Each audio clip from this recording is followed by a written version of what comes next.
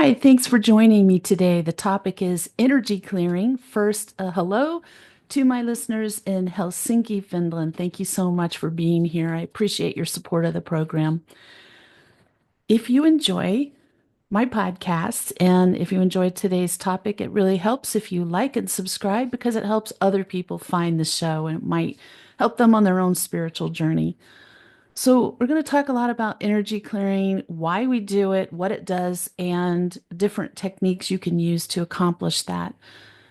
Energy clearing involves techniques that remove stagnant or negative energy from yourself or the environment. Today, I'm focusing more on removing negative energy. And that can be from a person, it can be from a negative entity. But doing this promotes a sense of well being and balance, and it helps you spiritually to get that energy away from you, of course. So, there's a lot of different techniques for this. The most common one, I chose this picture behind me because it is all the instruments used in a smudging.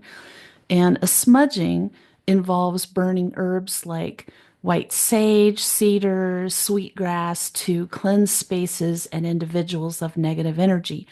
The smoke removes the negative energy, leaving the space or the person cleansed and purified. It is an ancient Native American technique that it's become popular in other cultures. It's believed that the smoke from the sage or whatever you choose to use attaches to the negative energy and carries it to the Great Spirit. This actually came to my attention back in the 80s when I first was asked to do clearings and Native American friend. I live in Arizona, so I'm surrounded by reservations. A Native American friend taught me this, and it's what I use most of the time. So I've had developed an allergy to burning sage or Palo Santo, so I continue to use this method in other people's homes or businesses or outside, but not my home. You can use your intuition when deciding how frequently you want to do this process of smudging. If you do spiritual work like I do, at a minimum, weekly energy cleansing is recommended. If you see a lot of clients in person, consider daily energy cleansing to keep your space clear and help prevent you from carrying the energy of others. And even outside of spiritual work, if you work in an intense field, when I worked in mental health, I worked at a psychiatric hospital for a long time. That was intense. There was a lot of negative energy at times. I did this cleansing technique, so I don't want you to think this only pertains to people who do spiritual work. So, reasons why a smudging might be needed. You're moving into a new space, and that can be a home or an office. Moving out of a space, so you want to leave it clean for the next person. Energetically clean is what we're talking about here. When transitioning in work or life, after a divorce, there's usually a lot of acrimony and you can pick up a lot of negative energy. You want to get rid of that so you can move on with life and heal faster.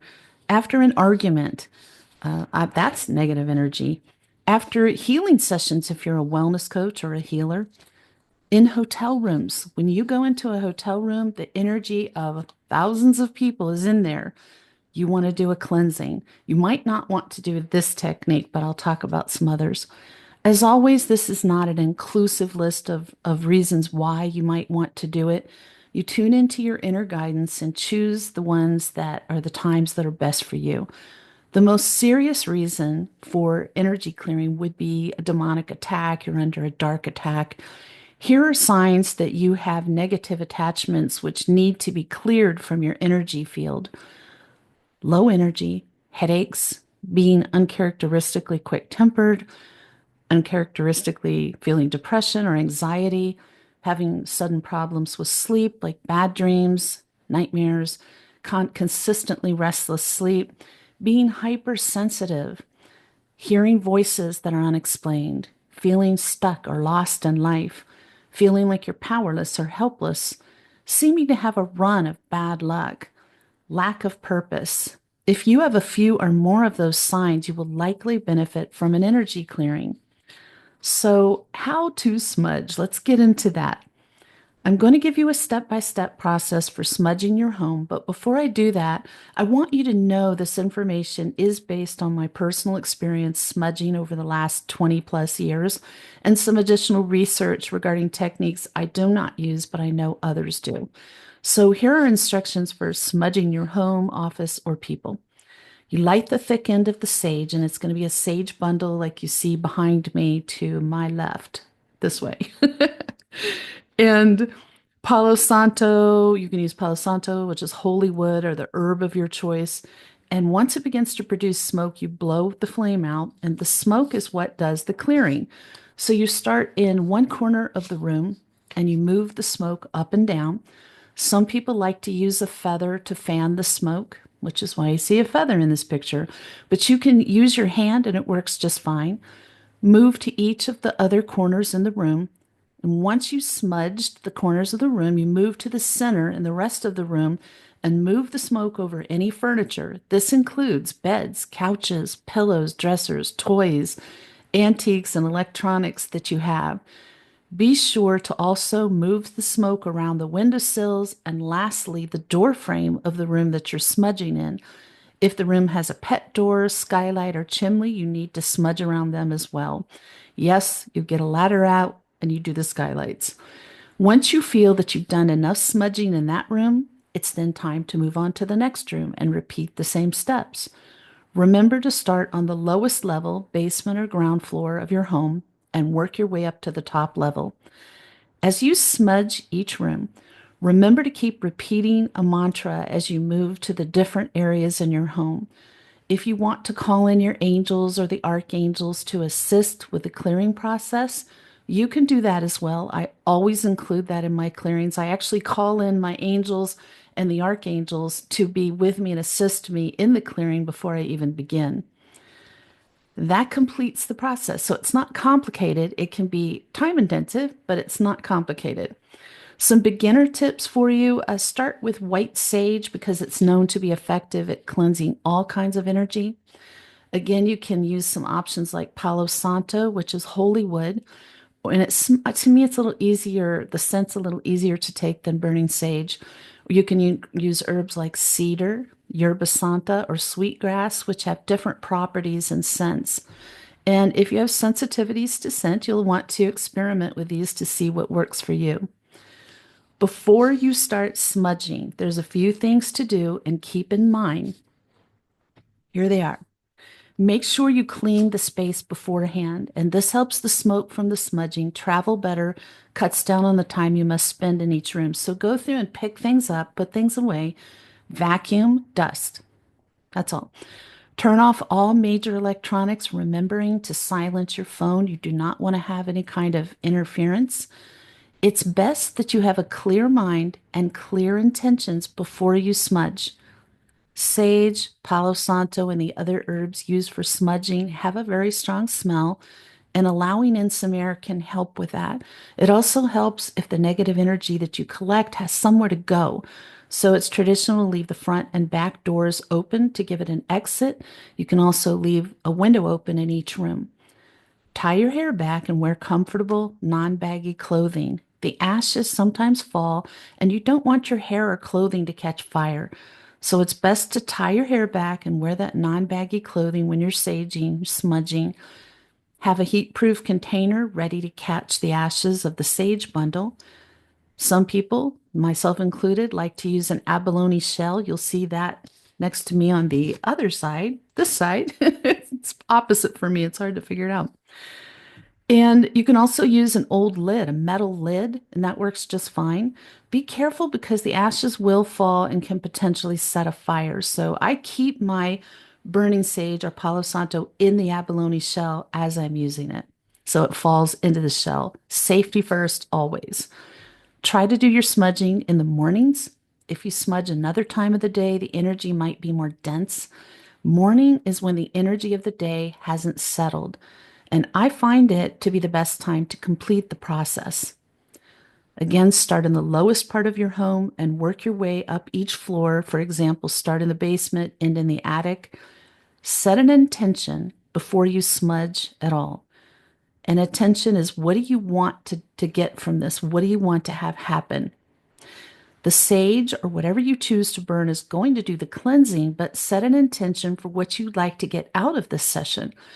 Are you using sage or your smudging to heal, to grow, to clear your mind, to invite in new experiences, to clear negative energy? Set your intention. Light a tea light candle in each room, and this helps you if you need to relight the sage if the smoke dwindles.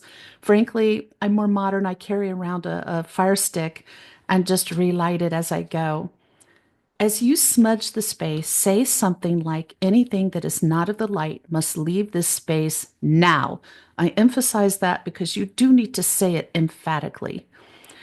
Only that of the light and love may remain. Nothing dark may enter this space or disturb anyone within it. You keep saying this as you complete your smudging.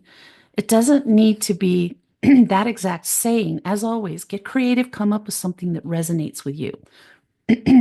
Some other mantras you can say just to give you some ideas to get you going. If for gratitude and intention, thank you, Creator, for these sacred medicines to help protect, heal, and bring joy to our lives. Or, I am grateful for the opportunity to clear this space and create a loving and peaceful atmosphere. If your intention is to release negative energy, into this smoke, I release all energies that no longer serve, all negative energy, all negative energies that attach, and all fears that limit. The other one is, I command any negative spirits or energy to leave this space and return to the Creator. You can say return to God, return to the universe, whatever term you're comfortable with. If your intention is to have blessings and protection, I bless this space with love, light, and protection. Or, may this space be a sanctuary of safety, peace, and positivity. Some other examples are, with this sacred smoke, I cleanse this space of all negative energy. May only positive energy remain here. It's simple and effective. Another one, I purify this space, cleansing away all negativity and fear. So you can see it doesn't need to be complicated or long, just it needs to get the job done and state your intention. You can also create your own personal prayers and intentions, focusing on what resonates with you and your specific needs. When I do my clearings, and especially when I'm hired to do them and I go into a business or a home property, I always start with the same spiritual protection that I would do before I do a session that involves angels or spirits. So I call in the archangels. I do violet flame invocation with the intention being calling in circles of angels. And I say a prayer to God always before I even start anything else. So you do it your way. You know, you find the prayers and mantras and protection that feels right for you, that works for you, because if it doesn't feel right, you're not going to want to do it. So the key is to speak from the heart and let the smoke carry your intentions. After you're done smudging, I recommend that you place the sage, Palo Santo, or herb bundle in a fireproof container in a safe place and let it burn out on its own. It can take several hours, by the way. I actually push mine down into the abalone shell and I put it outside for hours to just make sure it's completely out.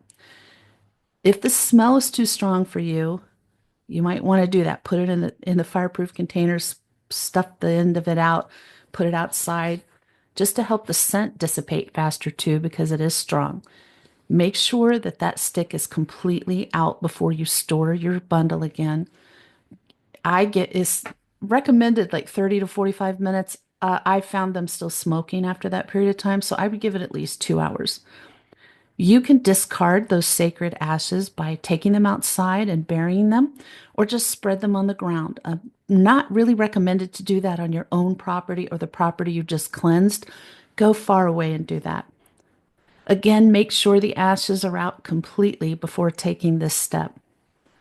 You might choose to light some scented candles, and sometimes people like to play gentle music at the end of their smudging. Other people burn essential oils or diffuse them or spray them to complete the process. And again, use this information as a guide, but use your own intuition when it comes to your personal smudging ritual. And it will become a ritual and it'll develop over time as you do more of them. Use the methods that resonate for you. I don't want to forget to mention, I think I did a whole show about this and I've written about it a lot on my blog, but you can use essential oils to do the same thing. It doesn't work so good outside, and you'll understand why. There's specific ones. You can find that episode using essential oils for energy clearing, or go to my website, ivoryangelic.com, read the blog. You can find it under essential oils under healing, and you'll see that come up. So you take those, I make a blend of three and I touch my fingertips to them. And then what I do is I go around saying that mantra, the same process as if you were burning something, but you're dabbing the oil on the four corners of doors, windows, chimneys, pet doors, all of that as you're doing this. And it's just as effective if you use the right essential oils. So that works for me because of my allergies. Outside, I can use burning things and not have a problem. So just wanted to make sure you knew that was possible. Another option, and actually to me, it's another layer of clearing, is salt. It's believed to absorb negative energy. You sprinkle salt in corners of a room, especially if there's been problems. If you feel like there's darkness, weird activity, you feel uncomfortable or afraid, I would put a perimeter of salt around the whole wall of all four walls of that room. It's usually going to be a closet. Closets are notorious for this. You might need to put it around the entire outside of your home. I had to do that when I was under demonic attack. I'd put a fresh line around my home and my property every day. So you do what you have to do to break this up. Keep the salt area clear of other objects and make sure that you are using Celtic salt is a really good option. It's not just any old salt. Celtic salt works really well, which you can actually get at the grocery store. It's not expensive. Another option is decluttering. And again, I say option, but it's really another layer. Do all these things. The more serious your need to clear energy, the more layers you need to put in place. I do all of these. So decluttering, just doing this in your home or workspace, can in itself release stagnant energy. Have you noticed when you declutter in your home or at work, you get rid of a carload of things, like how that feels so light, much lighter and brighter. Doing it to your entire home changes the energy of the whole home, and same for your workspace. So also, dark entities like dark, cluttered spaces. I know a very well-known person who does exorcisms. And I learned a lot from this person. And one of the things I learned was they've never gone to a house to do an exorcism that wasn't dark and cluttered. So if you keep your rooms with the dark curtains closed during the day, if you can, here in Arizona, there's times of the year where that's just going to raise your heating bill and make your house so hot. But when you can, maybe early morning, open the curtains for a couple of hours before the sun's shining in that side of your house. Leave the closet doors open during that time. You want to not give these things a place that they'll be attracted to. So it just makes it less appealing to the dark. How do you do decluttering? You start by clearing out objects you no longer need or use, and then focus on organizing your space. Personally, I have been decluttering for 18 years.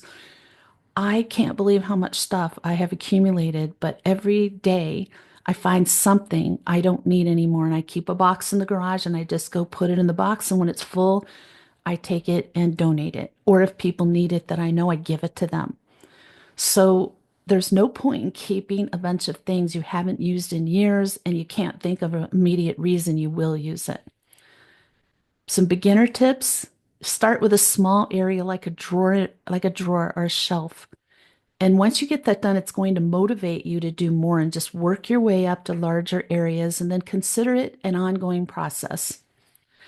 The next thing is sunlight. As I mentioned earlier, evil likes dark spaces. So open your curtains daily, open closet doors with the curtains open, make your space uninviting. I cannot emphasize that enough to you.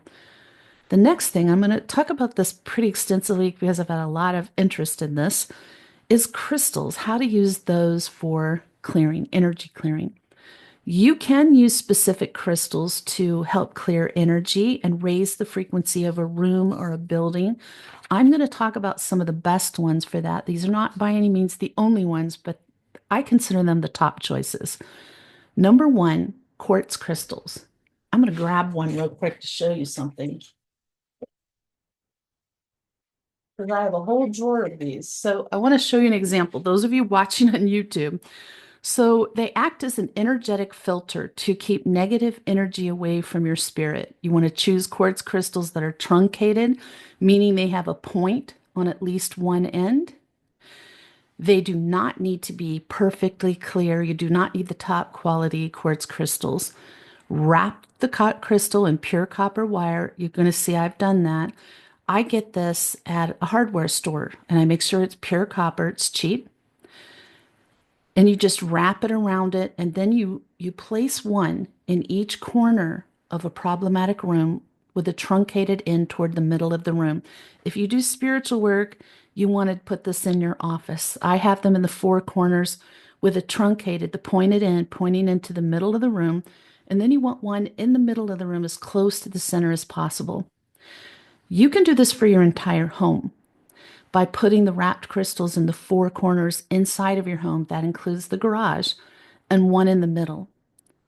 So that's a very inexpensive thing to do. I have those because when clients come to see me and they're having this problem, if they see me in person, I just give them some of these that I've made. Black tourmaline shields against negative energy, replaces negative energy with a sense of neutrality, defends against psychic attacks, and disrupts negative thought patterns. And that's good because when you are under a dark attack, you can get paranoid, and rightfully so. You could be afraid and nervous, anxious. So you need to disrupt that. To harness the full potential of black tourmaline, it's important to know how to use it effectively. You can wear it as jewelry or place it in strategic locations to greatly enhance its protective properties. For instance, positioning it near doorways and windows can block negative energy and guard the area from any detrimental energy. Cleanse your black tourmaline regularly to maintain its effectiveness. You can do this rinsing it with water, and utilizing brown rice is another method for cleansing this powerful stone. So you just put it in dry brown rice for a while. Next, obsidian. It absorbs negative energy, protects against psychic attacks, eliminates unhealthy vibrations, and purges toxic thought patterns. So, again, if you're under attack of some kind, whether it's people or entities, you can develop some very negative thought patterns because you're in a very traumatic situation.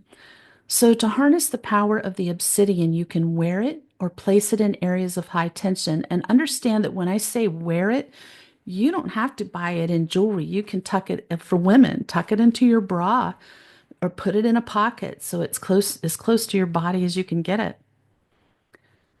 So you can position it in entrances and in areas with negative energy. It will help absorb and transmute that energy into positivity.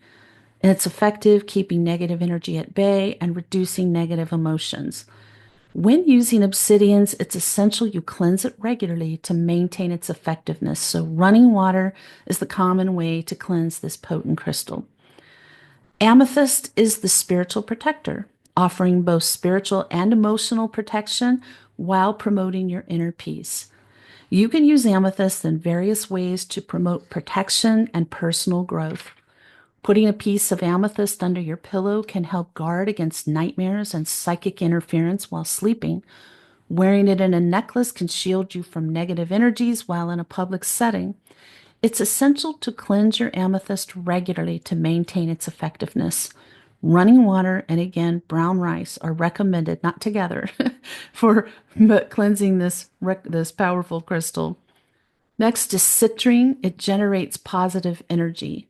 Known for its ability to eliminate negativity, You can use citrine in various ways to harness its protective and positive properties. Positioning it in your home or workspace can help eliminate negativity and promote a positive energy flow. Wearing citrine jewelry can also provide protection and positivity when you're on the go.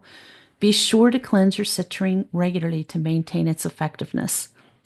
Next is selenite, one of my favorites. It's an angelic crystal.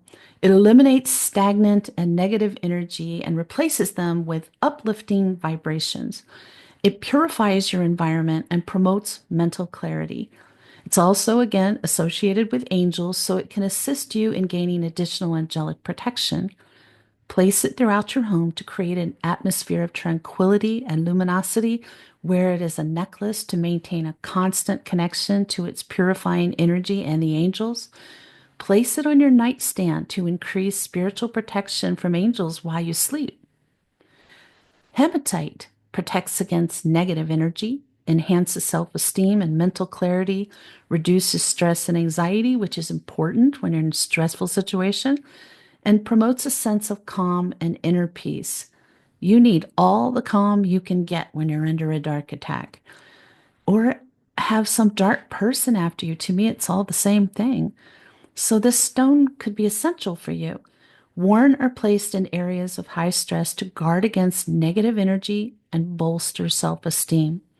It can be worn directly on the skin, such as in beaded bracelets or necklaces, for example, and that would give you optimum results. It's beneficial in aiding relaxation, grounding one's energy, and establishing boundaries. Remember to cleanse your hematite regularly to maintain its effectiveness.